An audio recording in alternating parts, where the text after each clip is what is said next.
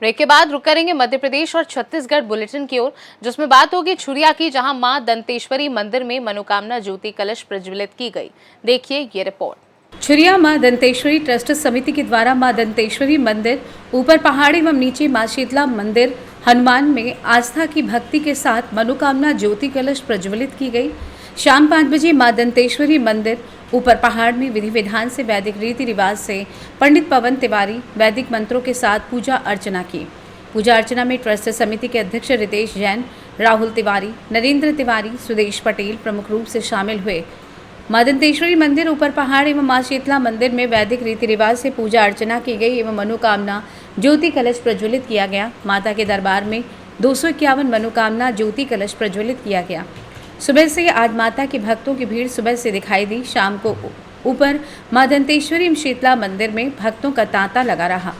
दर्शनार्थियों में मां दरबार में पूजा अर्चना करते दिखाई दिए। मां भक्तों ने पूजा अर्चना पश्चात आरती में काफी संख्या में भीड़ देखी गई।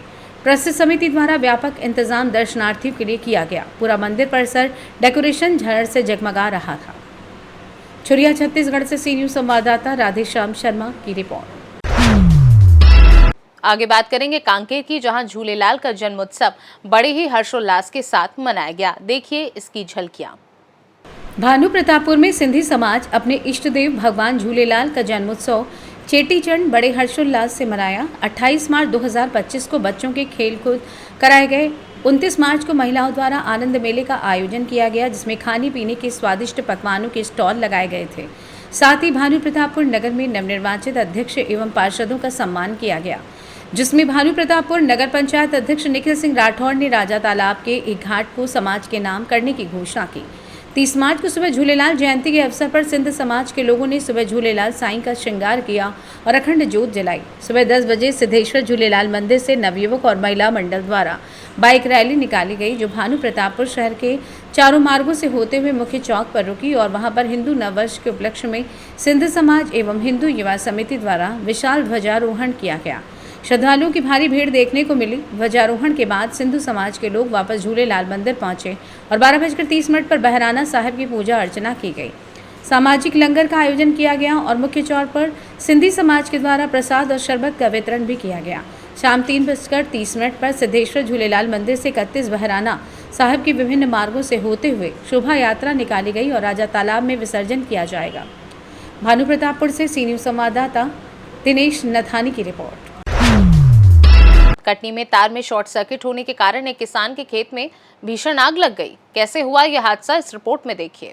कटनी में ग्राम गाता खेड़ा हीरापुर कौड़िया एनकेजे थाना क्षेत्र के बड़वाना लाइन 33 केवी बिजली के तार में शॉर्ट सर्किट होने के कारण तीरथ सेन के खेत में आग लग गई और आग धीरे धीरे फैल गई, जिससे अगल बगल के मुलायम यादव, गंगा यादव और आसपास किसानों के खेत में आग ने अपने आगोश में ले लिया और जिस पर खेत में लगी गेहूं की फसल पूरी तरीके से जलकर राख हो गई।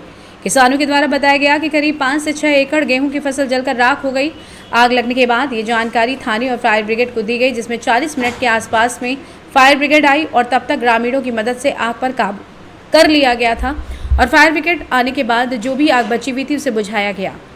कटनी मध्य प्रदेश से कैमरा पर्सन दिलीप निषाद के साथ सी न्यूज संवाददाता सुमित जायसवाल की रिपोर्ट। नीमच में ईदगाह कब्रिस्तान में मुस्लिम समुदाय के लोगों ने ईद उल फितर की नमाज अदा की। देखिए यह आयोजन कैसा रहा। नीमच सिटी में आज ईदगाह कब्रिस्तान में सभी मुस्लिम भाइयों ने एक साथ मिलकर ईद उल फितर की नमाज अदा की। सभी भाइयों ने एक दूसरे को गले लगाकर ईद की शुभकामनाएं दी। नीमच सिटी थाना प्रभारी उनकी टीम का नीमच सिटी कब्रिस्तान में मुस्लिम भाइयों द्वारा साफा पहनाकर फूल माला पहनाकर ईद की हार्दिक शुभकामनाएं दी। मुस्लिम भाइयों ने मीडिया के द्वारा नीमच शहर की जनता को ईद की हार्दिक शुभकामनाएं दी।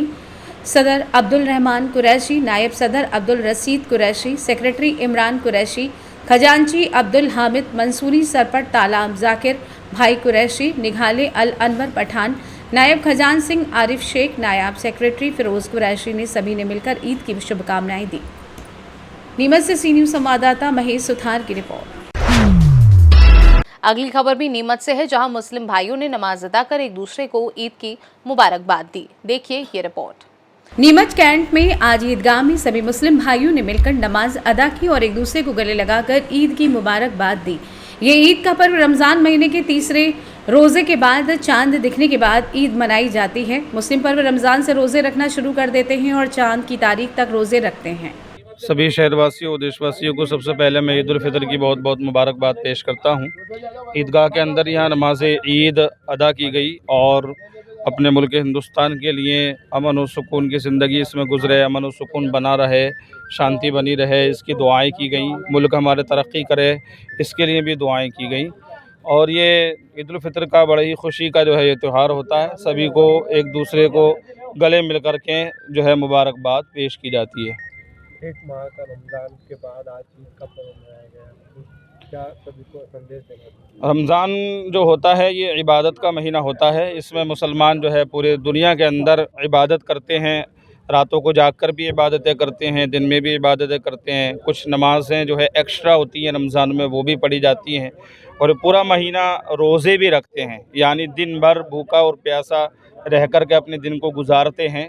तो ये तमाम इबादत करने के बाद ये ईद का दिन आता है तो ये बड़ी ही खुशी और मसरत का दिन आता है। तो इस मुबारक खुशी के मौके पर मैं यही पैगाम देना चाहूँगा कि हमारे सभी जो है देशवासी आपस में प्रेम के साथ रहें, मोहब्बत के साथ रहें, भाईचारा कायम रखें और अपने मुल्क को तरक्की की ओर लेकर के चलें। नीमच से सी न्यूज़ संवाददाता महेश सुथार की रिपोर्ट।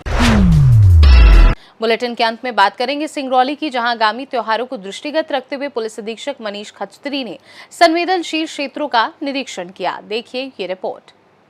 नवागत पुलिस महानिरीक्षक रीवा जोन गौरव राजपूत एवं राजेश सिंह चंदेल, पुलिस उप महानिरीक्षक रीवा क्षेत्र रीवा के निर्देशन एवं पुलिस अधीक्षक मनीष खत्री के मार्गदर्शन में व अतिरिक्त पुलिस अधीक्षक अभिषेक रंजन के नेतृत्व में समस्त राजपत्रित अधिकारियों द्वारा अपने अपने अनुभाग में आगामी धार्मिक त्योहारों को दृष्टिगत रखते हुए जिले में सुरक्षा व्यवस्था को मजबूत करने के लिए व्यापक अभियान चलाया गया।